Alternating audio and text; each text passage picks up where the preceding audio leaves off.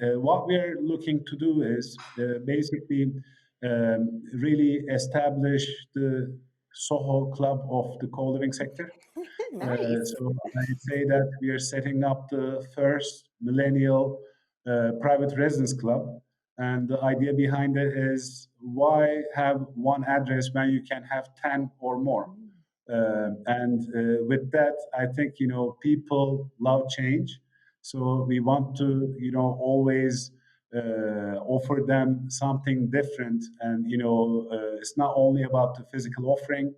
So what we're doing is we have primary locations, which are city-centric locations that you can choose from. And once you become a member, if you want to move, no problem. If your employer change locations, no problem. You can change that, or you just want the change of scenery, you can do that as well. And we're adding escape locations to our concept. So anytime you want to get out of the city, whether it's into the jungle or a farmhouse or the beach, we're going to add these locations as well. And at each location, we will have building specific community events. And then after reaching a critical mass, we are looking to do, citywide and nationwide organizations as well, which is, I think, the most fun part of our business because it's not just renting a bed; it's about creating memories for our members. So hopefully soon, we will start those events as well. But our job once the real estate is rented, then what our job is to make sure that they're comfortable, they're enjoying themselves, and they're having fun and they're growing. So Christine here with another fun episode of the Coliving Code Show. Airs every Wednesday. And I wanted to give a quick shout out to our sponsors, ISL Furnishings, which they came on this show a little bit ago. So definitely check out their episode with two of the co-founders, Abe and Mac. They're a brand created through inner space living, and they're all about creating exciting spaces where design meets function. They've actually done quarters in Star City. So they've definitely done some big communities, some awesome stuff. You could see the pictures on their website. Inner Space parlayed its success in commercial grade unit furniture and conceived an elevated offering. And they strongly believe in the co-living industry, which is cool.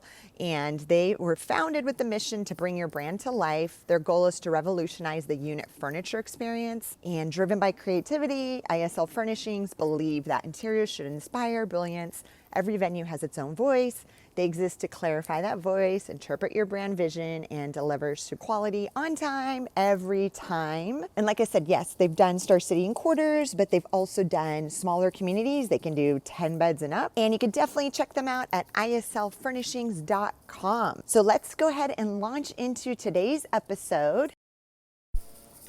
And today we are bringing on another operator from India. They're expanding very quickly. And it was such a great conversation because our guest has definitely lived in different countries around the world. And we talk about that and brings that experience to what they're building now. Kahraman has 17 years of global real estate development and operations expertise. He started his career in the family real estate business in Istanbul, where he was involved in the development of Istanbul, a satellite city project, 1,500 acres of land. From 2009 onwards, he decided to focus and specialize on developing and operating student housing projects in Turkey and the region.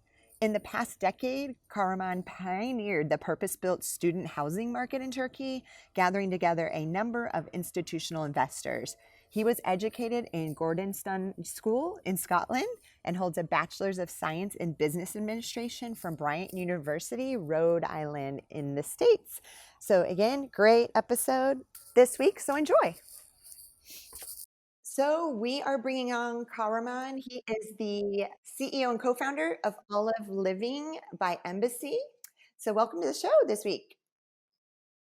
thank you, Christine. Really glad to be here, and thank you for having me.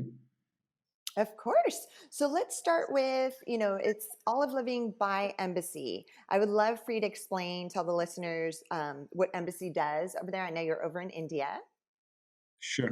Embassy is one of the largest developers and operators of real estate in India. And focusing on multiple verticals in commercial office space, residential, hospitality, real estate services, and co-working. And also the owner of the WeWork franchise in India with 39 locations and 60,000 desks and growing. And Olive by Embassy is the new co-living and student housing brand by the group. And in the next 5 years, we aim to reach about 100,000 beds, both in student and co-living sector.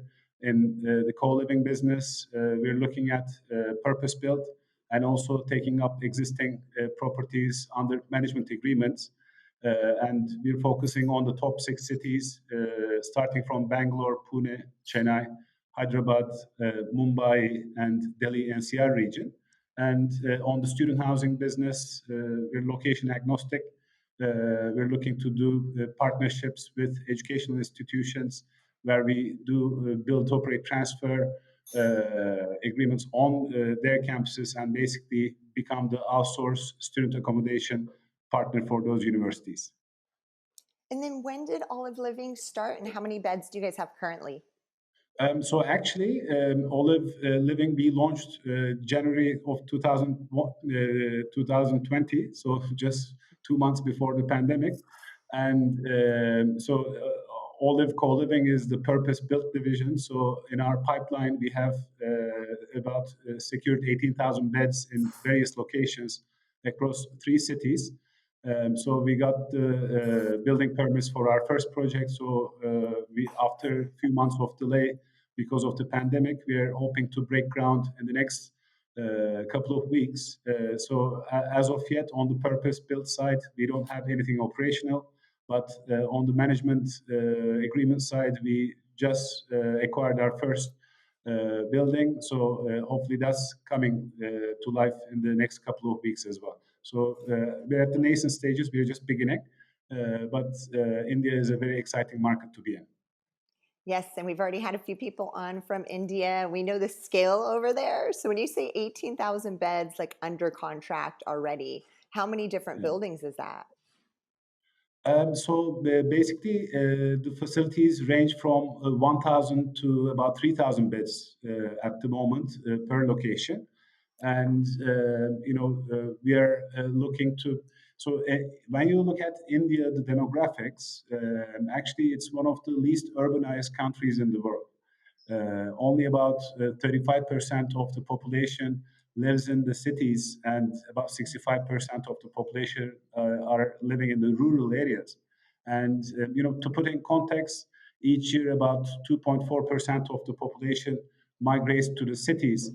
And when you take into account a population of 1.3 billion, that is more than 30 million people coming into cities every year, and majority of them are basically um, young millennials and students who are migrating for work or education. And when we look at the average home ownership age in India is about 40 years old, and the median age of the country is about 29. So majority of these urban migrants, whether students or young professionals, they can't buy, so they have to rent.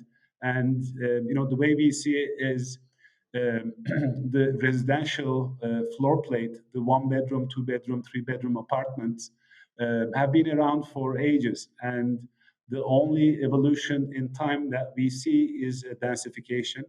And for example, when you look at US, the new floor plan, the kitchen was a separate room. Now that's kind of become part of the living room, and that's the only kind of innovation you see. But however, the young single migrant millennial, whether it's a student or a young professional, um, they're by themselves, and they don't need all that space. And the most importantly, they can't afford it. So what happens is people are kind of pushed to find other roommates, team up, and actually co-live together.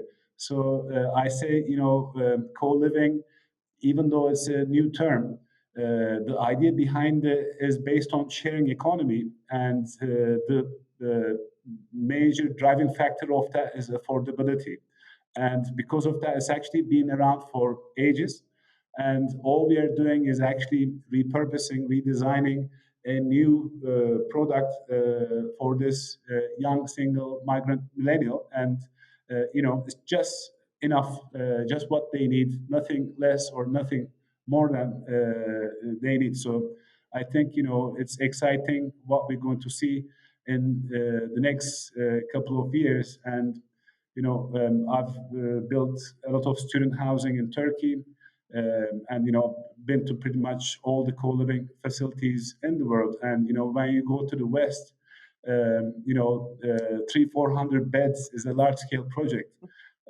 So, and it's difficult to establish a big community when the time scale of bringing projects to life is 3 to 5 years, or if the project size are about 300 to 500 beds, let's say, even that's a respectable size for the West.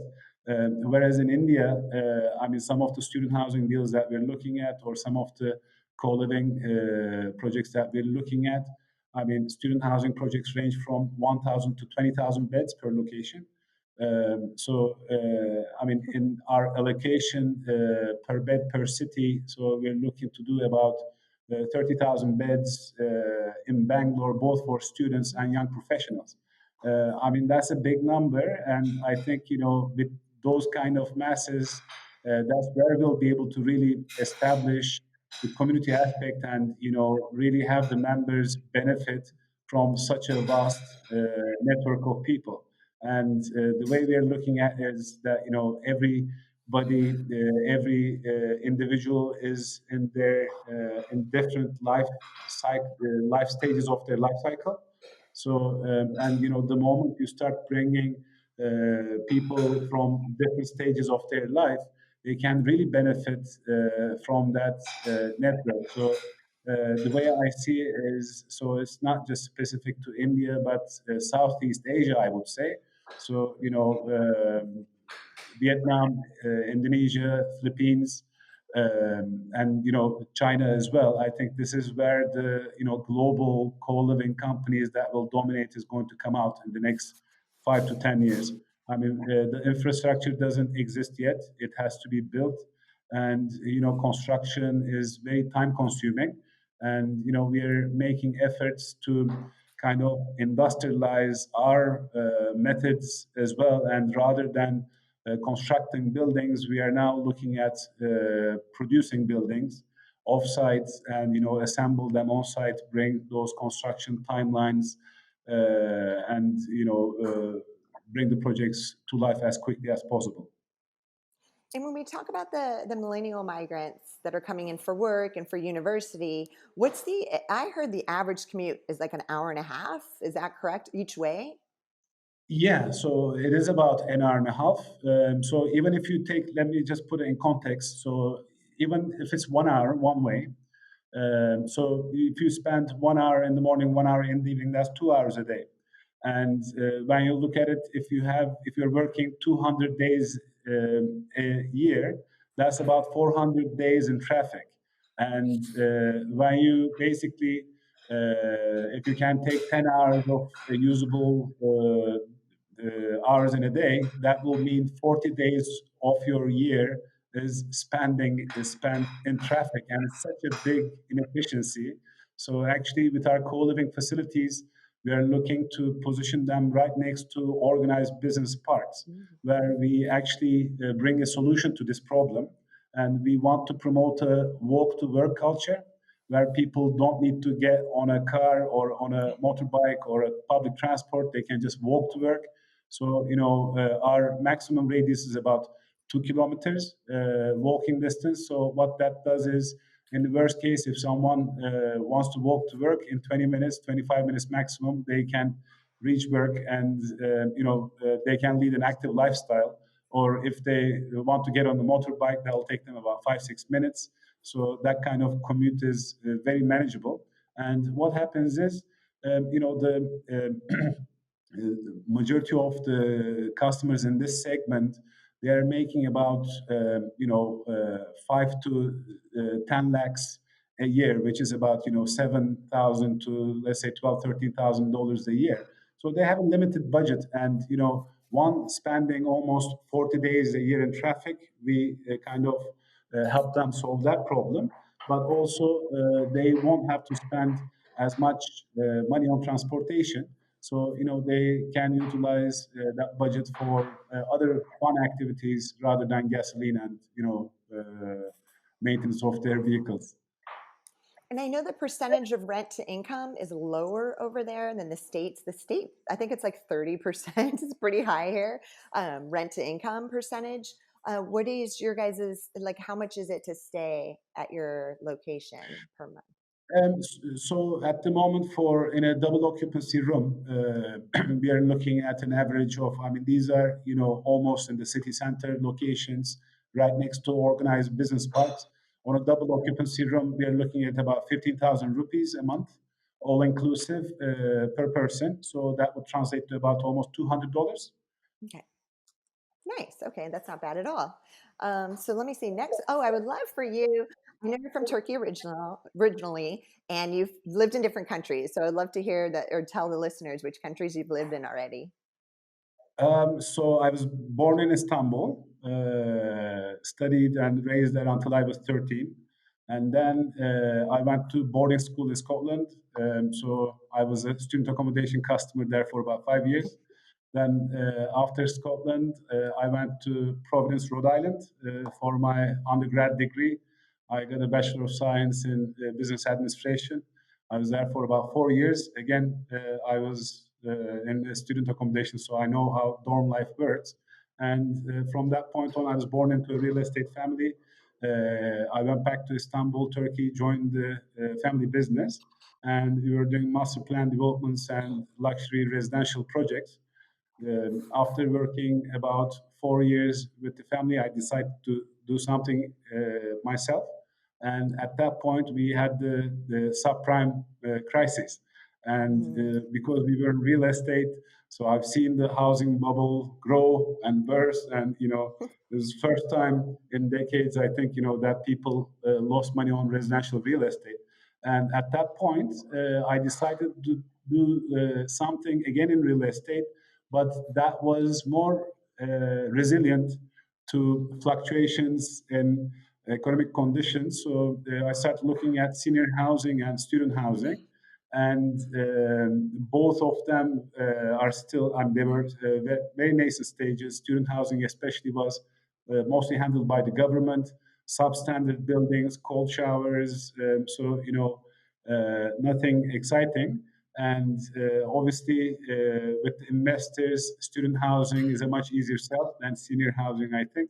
And in Turkey, culturally, the kid is the insurance policy. So the parents look after their son or daughter until they're 30, 40. No matter what happens, they'll always expect them. And when the parents get old, they expect the kid to look after them. So we already have that family tie. So anyone who's putting a parent in a nursing home is deemed as not a good child. So I think there's some cultural things which are changing. I think in one or two more generations we will see the need. I mean, Turkey is a young country, but it's just growing old. So I think senior homes are much needed as well.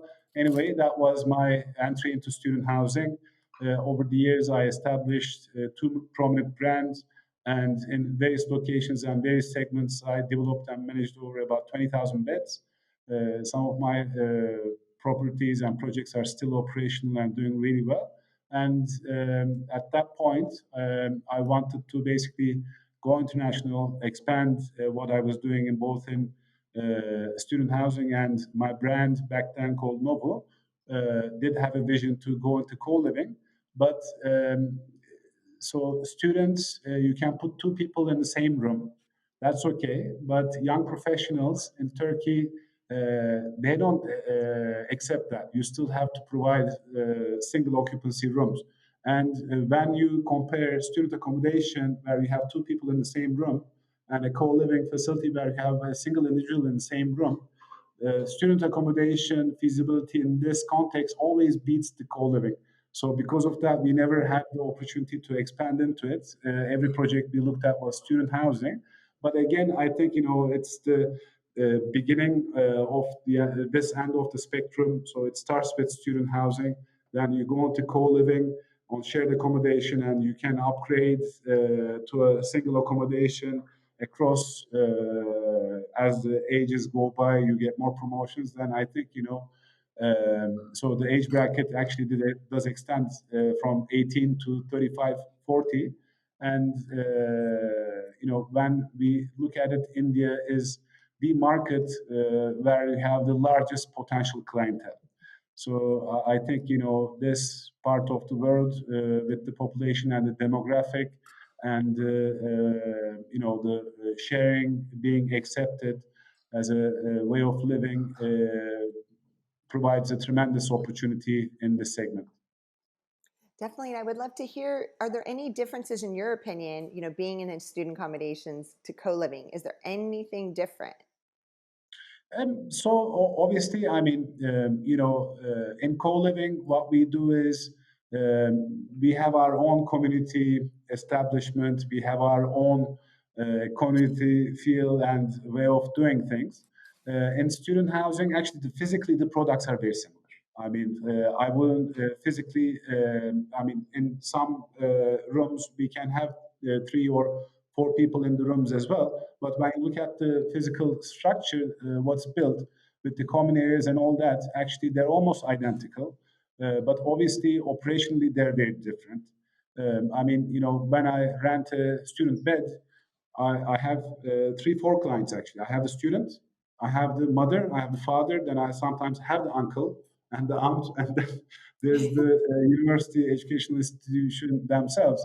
And over there, what we do is we have a very close working relationship with the educational institution, and whatever culture that they want to impose, we kind of work very closely with them and make sure that we are working closely with the other student organization in the university as well. So the answer of the question is physically almost identical, operationally two really different products. Got it. And then do you guys have any events that you're going to host? Yes, of course. So, I mean, what we're looking to do is basically really establish the Soho Club of the co-living sector. Nice. So I'd say that we are setting up the first millennial private residence club. And the idea behind it is why have one address when you can have 10 or more? And with that, I think, people love change. So we want to, always offer them something different. And, it's not only about the physical offering. So what we're doing is we have primary locations, which are city-centric locations that you can choose from. And once you become a member, if you want to move, no problem. If your employer change locations, no problem. You can change that, or you just want the change of scenery, you can do that as well. And we're adding escape locations to our concept. So anytime you want to get out of the city, whether it's into the jungle or a farmhouse or the beach, we're going to add these locations as well. And at each location, we will have building specific community events. And then after reaching a critical mass, we are looking to do, citywide and nationwide organizations as well, which is, I think, the most fun part of our business because it's not just renting a bed; it's about creating memories for our members. So hopefully soon, we will start those events as well. But our job once the real estate is rented, then what our job is to make sure that they're comfortable, they're enjoying themselves, and they're having fun and they're growing. So. And then I know, like you just said, they can kind of jump from location to location at any time, but do you guys have a minimum stay to start with? So actually, what we are doing is depending on location. Some of our properties we have nightly stays as well. But I would say 90-95% of our offering is based on extended stay. But then in some dedicated rooms, what we are doing is we want to provide short-term stay because what that does is we are the rooms that we are renting is obviously designed for one or two people. But when they have friends and family coming over, let's say the mother wants to visit their son and they want to come and cook them the home food. So, we have guest rooms where they can come and stay a few days, spend time with their loved ones, and they can go. So, it really does give flexibility, and, it's an attractive offering, I think. Also, it gives an opportunity to for the members to test drive the product before they make the leap for a larger commitment. But what we are seeing is majority of the clientele is for extended stay, but we will have a short-term offering within the building as well. Perfect. And then my last question for you would be, where do you see co-living as an industry worldwide in 10 years? Earlier today, I was on another webinar about future of rental housing, and as I said previously, I see co-living as the new age residential product for the millennial crowd, and just like how student housing became asset class on its own, I think when we look at the U.S., you look at the REITs portfolios. About 25% of the REITs that are listed in the US, their portfolios are multifamily. So that's rental housing, and I think co-living falls under that too. When you look at UK, it's only about 4%. In India, it doesn't exist yet. So I really do see institutionalization of the sector. We are in discussions with multiple large private equity players. Everyone has big mandates. So with the institutional capital coming into the market, so we're really going to see companies that own and operate over 100,000 beds. Just like I actually another part of the research was how student housing became and how build, operate, transfer agreements came about. It was actually the military housing developers. So how they started off, then the universities kind of mimicked the same thing. So I think we're going to see large scale student housing and co-living players with thousands and thousands of beds in their portfolio in the next 5 to 10 years, and it's very exciting. No, it is very exciting. And I'm going to sneak in one more question because we kind of talked a little bit about COVID delaying your construction. Are there any things you're implementing in this kind of new world? Because we know it's going to go on for a while, like filtration systems or anything different because of COVID? Sure. So, on the construction, what we are doing is actually we just received building permits for our first experience center that we are building, and it's going to be the first purpose-built, purpose-designed, and prefabricated in 2 dimensions. So that will be the first here. The future, the way we see it, so at the moment, about 85% of the construction is done on site. Only about 15% is done off site. So rather than constructing buildings, we have more like a automobile manufacturer's approach where we build an assembly line and we start producing buildings. And I think in Poland and in Singapore, this technique is quite advanced. It's called PPVC, prefabricated, pre-finished volumetric construction, where a room is poured at once. All of your mechanical, electrical, plumbing, light sockets, everything is embedded in that 3D mold, and it's poured at once. And then, a 200,000 square feet building, you can produce it offsite at an accredited production facility in 90 days, and it'll take you about another 90 days to assemble that building. So I think we really see industrialization of the construction space with this sector as well. So when we look at this technique, the 3D modular concrete precast technique, few buildings are really suitable for this: student housing, hotels, hospitals, prisons, co-living facilities. So it's not applicable everywhere, but I think co-living and student housing developers will be one of the largest clients for these construction companies. But it's very exciting. It really cuts down the construction time drastically. You're able to come up with a machine-produced building. So the precision and the quality is factory controlled. So I think also adapting 3D printing technologies. I mean, in the past I produced suspended ceiling materials with 3D, still not really feasible. So, but I think 3D modular construction and printing, 3D printing again will take a prominent role in the near future. So. And then on the design front, did you change anything to kind of for COVID essentially? For COVID, actually, we didn't really have to because what happened is when um, I mean, my father is an architect by education. I really love and respect architects, but over the years, working with some of the most prominent architects in the world, in our business, we are designing really small spaces, and privacy and storage is key. And architects most of the time look at the space in two dimensions. So after that, I said, I want to take a different approach. So I started looking for submarine designers to work with, industrial designers basically, but we couldn't find anyone in the civil sector. Most of them were working obviously for military projects. So the next best option in that one was airlines. So I started looking at plane cabin designers, and we came across a company called Policeman Good.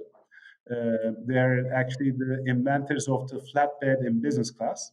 So they first did it for Virgin Atlantic, then British Airways. Now they've done the Qatar Q suites. All of the major airlines you can probably think of works with them. So they're actually they've designed our concept, and in such a small space, privacy is key. So what we were able to do is utilizing furniture and utilizing some elements in design, we've been able to separate people in the same space. So the idea was that how can I design a double occupancy room that doesn't feel double occupancy? It has a feeling of single occupancy. So I think we've achieved that, and by default, that kind of took care of all the concerns that comes with COVID, and obviously what we've done is in operational procedures, our standard operating procedures, we've revised them quite a bit. But having been in the student housing sector, I've dealt with other infectious diseases in the past. So we are going to implement those, but obviously, sanitation procedures, the entry. So now we have a turnstile system and a car leader system now that is attached to a thermometer. So the moment you swipe your card, you want to walk in. If your temperature is above the normal range, it doesn't let you in. So using these kind of things in operations is definitely going to help. But as far as design, we didn't really change that much. Got it. Perfect. Well, there we go. Well, thank you so much. I know you're busy. I appreciate you coming on this week. That was a great interview. So thanks again. Thank you. Thank you, Christine. Thank you for having me. Really did enjoy it, and hopefully looking to connect with you again in the near future. Definitely. Okay. Bye. Thank you so much for checking out today's episode. If you want to learn more about co-living, you could check out my book on Amazon, The Co-Living Code. And of course, if you're looking for the perfect software to power your co-living concept, check out Kindred.io, KNDRD.io. And again, a quick thank you to Matterport, our partner. With a 3D virtual tour, it is possible to fill your vacancies up to 30% faster.